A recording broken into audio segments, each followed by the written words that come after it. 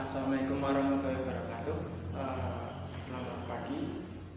Pada kesempatan hari ini kita akan membahas sebuah materi tentang konsep dasar dari algoritma pemrograman. Nah, untuk itu langsung saja kita bahas secara bersama-sama. Yang pertama adalah pengertian tentang algoritma pemrograman. Jadi menurut para ahli, pengertian algoritma itu adalah kumpulan atau instruksi atau perintah ataupun langkah yang berhingga jumlahnya yang ditulis secara sistematis dan digunakan untuk menyelesaikan masalah persoalan atau logika dan matematika dengan bantuan komputer. Itu menurut Abu Ja'far Muhammad Ibnu al-Khwarizmi. Sedangkan menurut Donald Knuth bahwa algoritma itu merupakan sekumpulan aturan-aturan yang berhingga yang memberikan sederetan operasi untuk menyelesaikan sebuah jenis masalah yang khusus. Nah, ada lagi pengertian menurut Rinaldi Munir, bahwa beliau mengatakan algoritma adalah urutan langkah-langkah logis penyelesaian masalah yang disusun secara sistematis. Nah, dan yang terakhir, pengertian menurut David Buster, algoritma adalah deskripsi dari suatu program atau suatu prosedur yang berakhir dengan sebuah hasil. Nah, itu merupakan pengertian dari para ahli.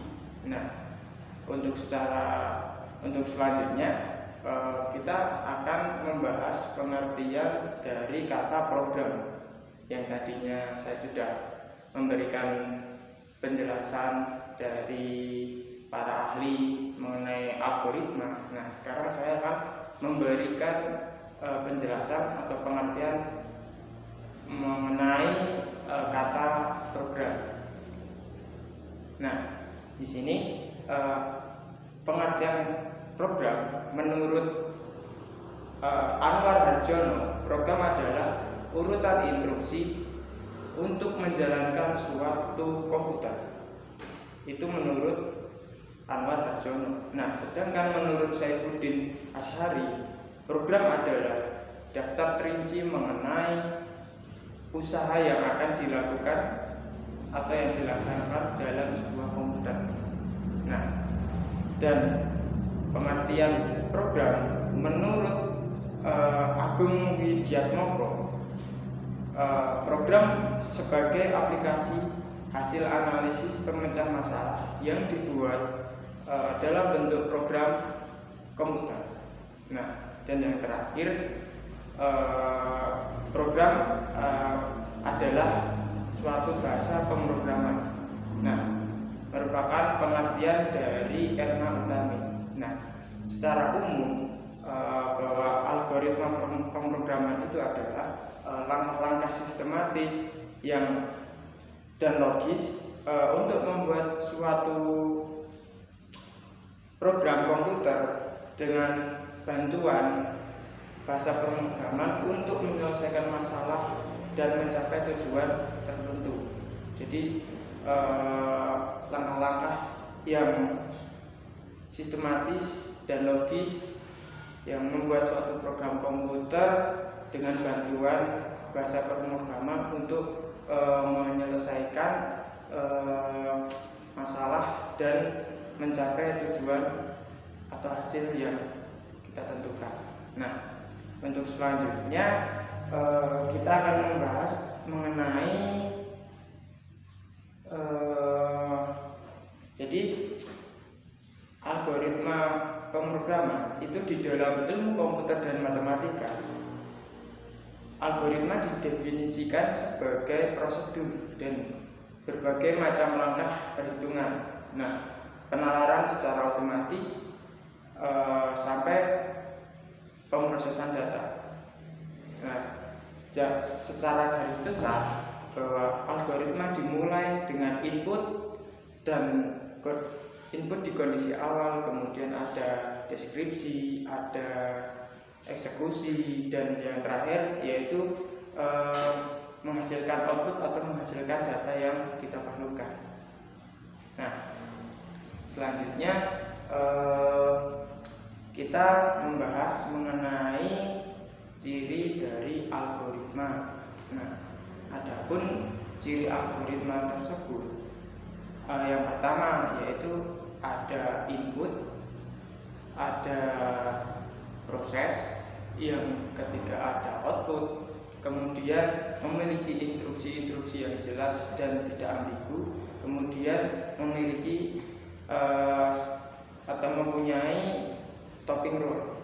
Nah, yang sebelumnya memiliki instruksi-instruksi yang jelas dan tidak ambigu itu bahwa perintah atau instruksi yang diberikan kepada seseorang itu harus jelas supaya seseorang tersebut tidak merasa bingung terhadap proses atau terhadap instruksi yang telah diberikan. Oke, selanjutnya kita membahas mengenai bahwa algoritma itu dapat kita pelajari lewat teksnya. Jadi teks dalam sebuah algoritma itu merupakan langkah penyelesaian masalah. Nah, jadi deskripsi penyelesaian ini bisa ditulis dalam bentuk notasi apa saja dengan syarat dapat dipahami dan dimengerti. Intinya syaratnya mudah dipahami dan dimengerti. Nah, hal yang perlu dipahami yaitu bahwa notasi algoritmik dalam algoritma bukanlah merupakan bahasa dalam pemrograman. Nah, dalam hal ini setiap orang yang membuat atau memiliki aturan penulisan dan notasi tersebut tidak sama. Nah, untuk menghasilkan output yang sama, algoritmik harus mudah ditranslasikan dalam notasi bahasa pemrograman tertentu. Oleh karena itu, harus ada korespondensi antara notasi algoritmik dan bahasa pemrograman. Nah, selanjutnya saya akan menjelaskan tentang struktur dasar algoritma. Jadi tadi yang di awal saya sudah memberikan sebuah pengertian tentang algoritma dan program. Nah, sekarang saya akan menjelaskan tentang struktur dasar algoritma. Nah, yang pertama yang perlu kalian ketahui tentang struktur algoritma adalah urutan bagaimana pemrosesan instruksi dalam algoritma yang dilakukan dan juga bagaimana struktur yang harus dilakukan tersebut atau struktur yang harus dibangun. Nah, yang pertama di sini saya akan memberikan penjelasan setelah memberikan suatu contoh tentang struktur yang ada atau struktur dasar pada algoritma. Nah, yang pertama yaitu struktur runtutan atau sequencing. Nah, yang dimaksud dengan struktur runtutan atau struktur sequencing yaitu bahwa instruksi-instruksi dalam algoritma yang diproses secara berurutan dari tahap awal secara berurutan sampai tahap akhir hingga kita menemukan suatu hasil atau suatu output yang sebelumnya sudah kita masukkan datanya sebelumnya dan diproses secara berurutan. Nah, di sini saya akan menggambarkan sebuah flowchart mengenai atau flowchart contoh dari struktur runtutan atau struktur sequencing.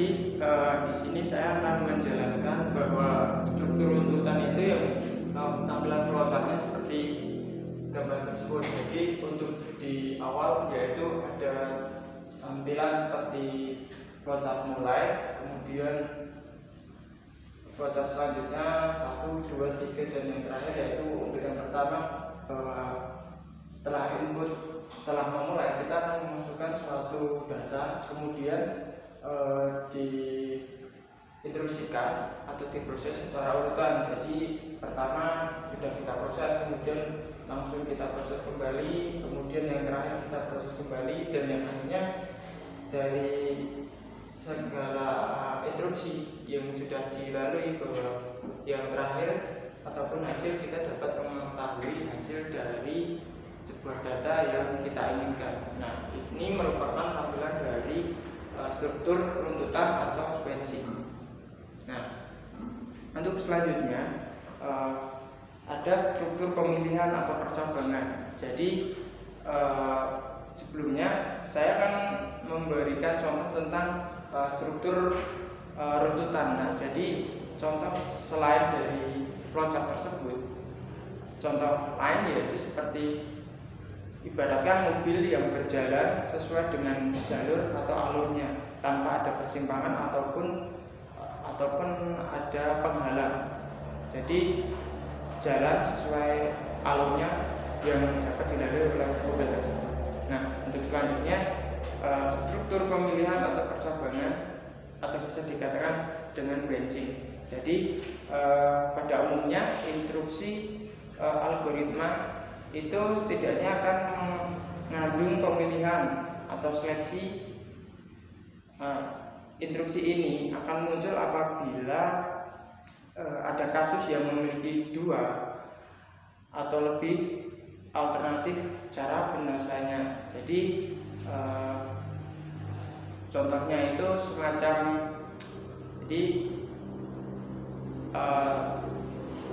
suatu program itu yang dapat kita jalankan itu terkadang mempunyai suatu kendala, tapi di sini dengan struktur pemilihan atau percabangan kita bisa menggunakan bahwa ketika ada suatu kendala kita bisa mengubah alur atau mengubah akses ataupun jalan untuk menyelesaikan suatu persoalan atau masalah tersebut.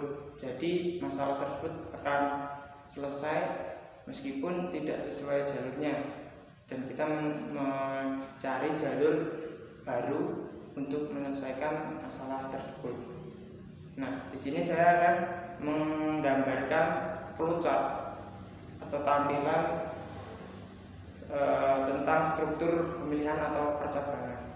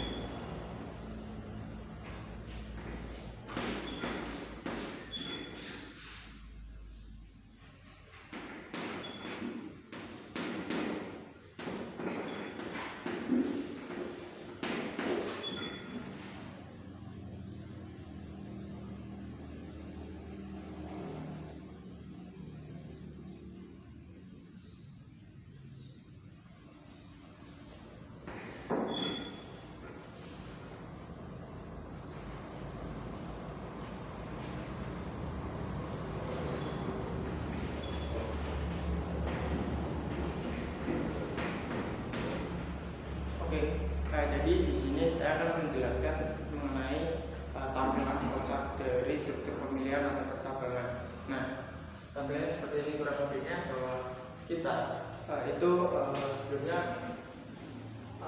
tampilan di atas ada mulai, kemudian di sini kita memasukkan satu data, kemudian di sini akan ada tampilan mengenai usia, yang di sini merupakan tampilan flowchart kasus tentang menonton sebuah film. Jadi di sini ada usia lebih dari 17. Jadi jika usia kurang dari 17 tidak dapat menonton, dan alhasil penonton tidak bisa menonton film tersebut. Apabila penonton sudah mempunyai usia yang cukup dan sesuai dengan yang telah ditentukan, maka usia 17 tahun ke atas bisa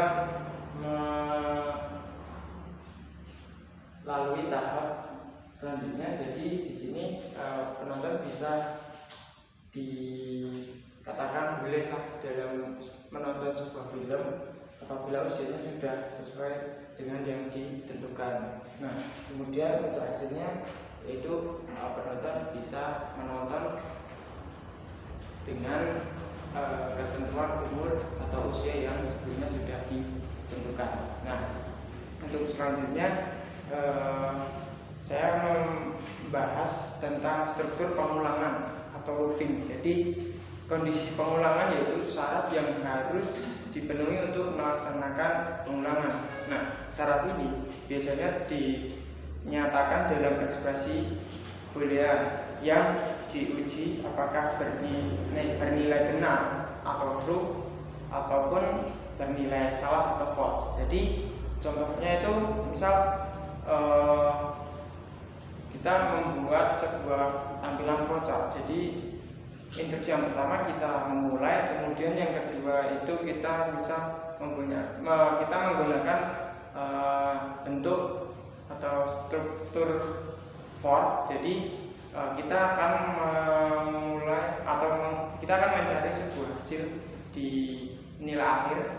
Nah, untuk pertama yaitu kita akan membuat flowchart yang dimana awalnya kita akan memulai dulu, kemudian tampilan selanjutnya yaitu kita akan memasukkan sebuah nilai awal, kemudian itu nilai akhir.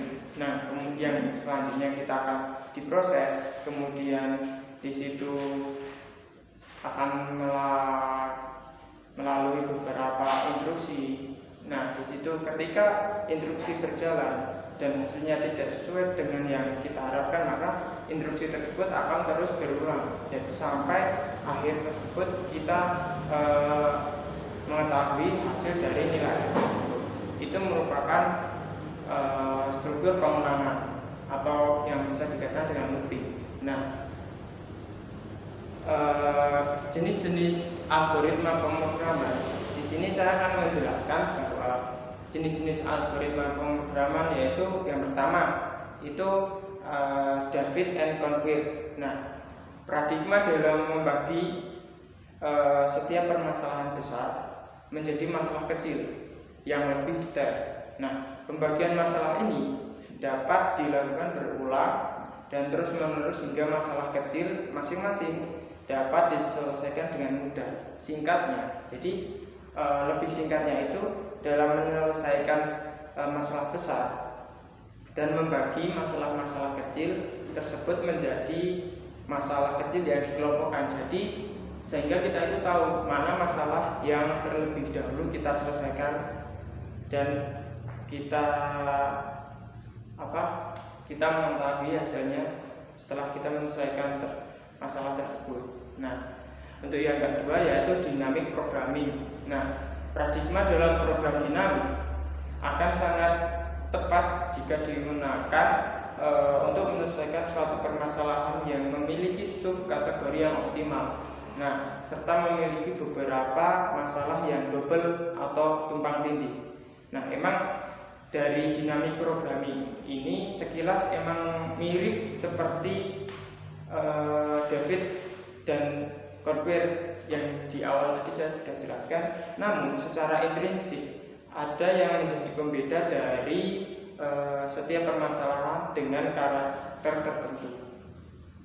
Nah, untuk yang selanjutnya jenis algoritma yaitu pseudokode atau kode semu. Nah, jenis ini merupakan sebuah metode yang terbilang cukup efisien dalam menggambarkan setiap langkah program. Nah, pseudokode dituliskan dengan menggunakan bahasa yang lebih mudah dipahami oleh manusia, karena penggunaannya dibolehkan menggunakan bahasa Indonesia. Hal ini atau hal tersebut dilakukan agar mudah dipahami setiap alur logikanya oleh orang awam yang baru atau yang baru mengenal terkait pemrograman.